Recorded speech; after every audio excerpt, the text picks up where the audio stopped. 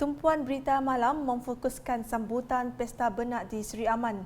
Bandar Merpati Putih Simanggang akan terus berubah wajah menjadi lebih indah dengan adanya pelbagai bentuk pembangunan yang akan ditambah oleh Kerajaan Sarawak bagi menaikkan lagi taraf hidup masyarakat, seterusnya merancakkan lagi pelancongan di kawasan berkenaan.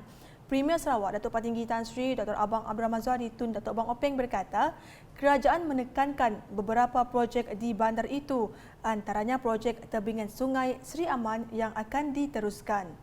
Wakil rakyat kita di Seri Aman minta saya nambah lagi waterfront tu sampai ke Sungai Ulu ya, supaya ada juga tempat untuk kita membawa ikan bulu yang kita tangkap untuk Seri Aman. InsyaAllah akan kita teruskan projek waterfront ini dengan peruntukan yang akan kita beri untuk menambahkan lagi keadaan kemudahan. Maka Seri Aman akan bertambah wajah yang lebih elok. Beliau berkata demikian semasa berucap menyempurnakan perasmian Pesta Benak Seri Aman edisi ke-19 pada Sabtu. Selain itu, Datuk Patinggi Tan Sri Abang Zuhari memberitahu jambatan Batang Lupa kedua yang menyambungkan Seri Aman ke jalan utama sehingga ke jalan pesisir terus ke Betong juga akan dilaksana.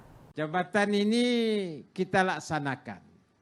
Hanya ada lambat sikit kerana Sarawak begitu baik ekonominya hingga wang pekerja tidak cukup. Tetapi kita akan teruskan. Ini akan membongkarkan kawasan yang ada di kawasan tersebut. Ia akan menjadi satu tempat untuk kita membangunkan sektor pertanian yang moden.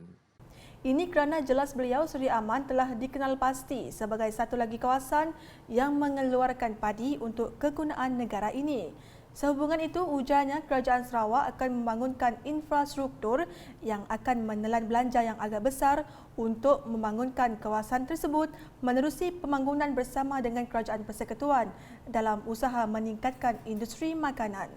Saya telah berunding dengan Kerajaan Persekutuan untuk kita membangunkan kawasan tersebut dengan juga dana daripada Kerajaan Negeri. Bermakna joint development di antara Kerajaan Pusat dan juga Kerajaan Negeri.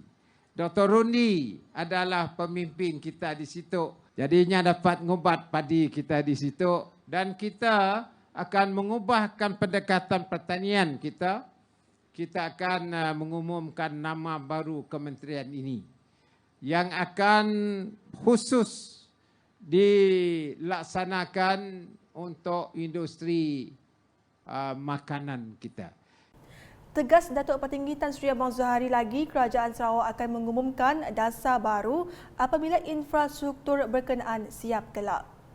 Hadir sama semasa perasmian ialah Timbalan-Timbalan Premier Sarawak Datuk Ahmad Douglas Ugah Embas dan Datuk Seri Profesor Dr. Sim Kuhian, Menteri Pemodenan Pertanian dan Pembangunan Wilayah Sarawak Datuk Seri Dr. Stephen Rundi Utom, Menteri Pelancongan Seni dan Budaya Malaysia Datuk Seri Nancy Shukri, Timbalan Menteri Pendidikan, Inovasi dan Pembangunan Bakat Sarawak Datuk Francis Hardan Hollis, Ahli Parlimen Batang Lupa Datuk Seri Rohani Abdul Karim, Setiausaha Kerajaan Sarawak Datuk Seri Muhammad Abu Bakar Mazuki, mantan Setiausaha Kerajaan Sarawak Datuk Ahmad Jahul Samion serta div kenamaan yang lain.